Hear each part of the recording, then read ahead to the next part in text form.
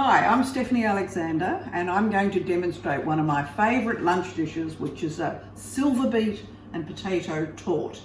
And torte is an Italian word which more or less means tart. And I've chosen my silverbeet today to be what is really called rainbow chard. It's a cousin and it has all these beautiful coloured stems. And now, whilst I was introducing the recipe, I wanted to bring to your attention the two different uses of the word mozzarella. This yellow firmish cheese is what you always find on your pizza. But sometimes in a recipe when it says mozzarella or fresh mozzarella, it really means a much softer, whiter cheese, which doesn't grate really well at all. So check whether your recipe says mozzarella or fresh mozzarella. Okay, now I'm going to prepare my silverbeet. The stems are edible.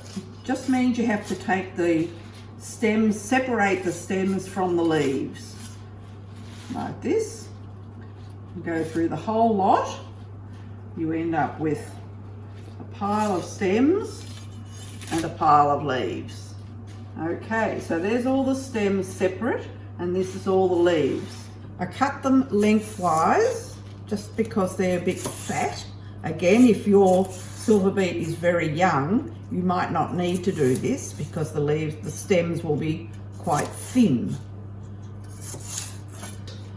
Turn them around like this, get them all together in a nice even pile, and this is where you use your knife skills. Slowly and carefully you slice through all the stems.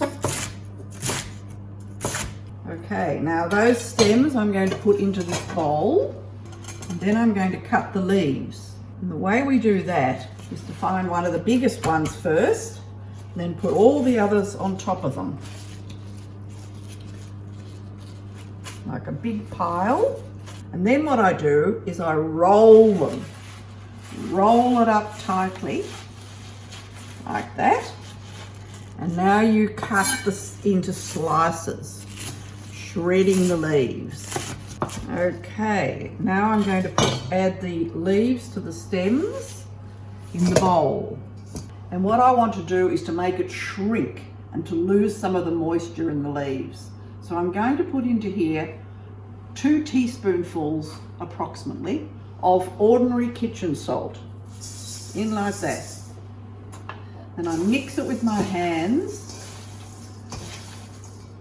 put the salt everywhere, and the salt will make liquid come out of the silverbeet. Now what you need to do now is to set it aside for at least half an hour. 2 hours is even better if you've got the time. So, and we'll come back and we'll rinse it later. Right, I'm now going to make the olive oil pastry. It's probably the easiest pastry I've ever made. I need 200 grams of plain flour. Got my scales here. I put a pinch of salt in that. And then I transfer it to a food processor. Here I have half a cup of cold water, and I'm going to add 1.5 tablespoons of extra virgin olive oil. Okay, this is very, very quick, but it will make a noise. So we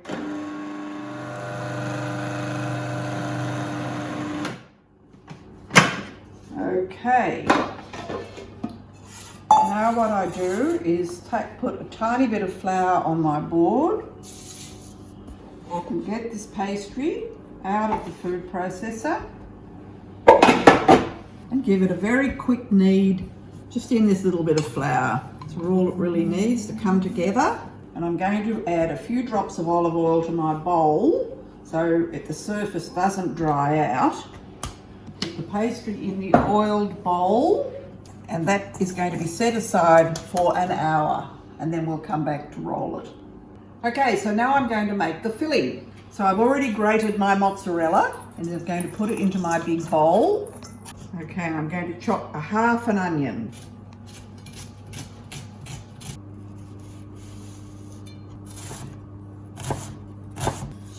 Okay, onion going in. with the cheese. I've picked some parsley from the garden, so I'm going to chop that. Okay, parsley going into the bowl. I've boiled some potatoes and allowed them to cool down a bit so I could handle them. And now the potato pieces are cut into small pieces. You don't want them to break through the pastry. I like to use a waxy potato if you've got a choice, because they keep their shape very well. Okay, now because I'm going to add next in a few minutes the drained Silverbeet, I don't want to add any salt to this, but I will add some pepper, and I'm now going to put an egg into it. I might add a little extra parsley. I did have a bit of extra parsley. That's looking pretty good. Okay, so here is my Silverbeet after it's been soaking for a couple of hours, and you can see how much liquid has come out. Now, I didn't put water in this. This is just the action of the salt on the leaves. So now I'm going to use the basket inside my salad spinner as a useful way of rinsing this under the tap to get that salt out. Silverbeet has been rinsed, and I'm now spinning it as if it's lettuce for a salad, which will take out a lot of that water. And now I'm going to tip it into a nice thick dry tea towel. And this is a good trick. It's actually easier sometimes to do this with two people, because one person can twist one way and one can twist the other, but I think I'll be able to manage. So I'm going to twist and squeeze. Now you remember how much Silverbeet we started with. You can see what it's come down to. And that's good, because it means that when it's in the filling, it won't shrink anymore. Okay, I think I've got a fair amount of all that moisture out. So I'm going to open this and I'm going to add it to our filling and then give it a really good mix. Okay, well that's ready. So now for the pastry. Okay, so this pastry is being allowed to relax and it's in its lightly oiled bowl.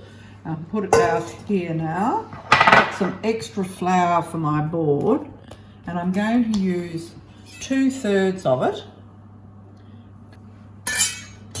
Now the bigger bit, of course, is for the base, and then start rolling it out. You want this to be nice and thin. You do need to keep dusting it with a bit of flour to stop it sticking. Now I'm going to pick this pastry up on the rolling pin, like that, and then unroll it over my oiled tray. So I'll leave that there, and I will roll a smaller circle, which is going to be the lid. All right, now I think that's just about right for the top. So now we're ready to add the filling to the pie. Okay, so this is the final stage, the exciting bit.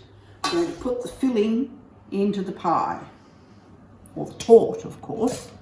And now you must leave a little bit around the edge that has no filling to leave room to put the top on. All right, now what I'm going to do now with my pastry brush is just brush the edges with a bit of olive oil to help the top stick to the bottom.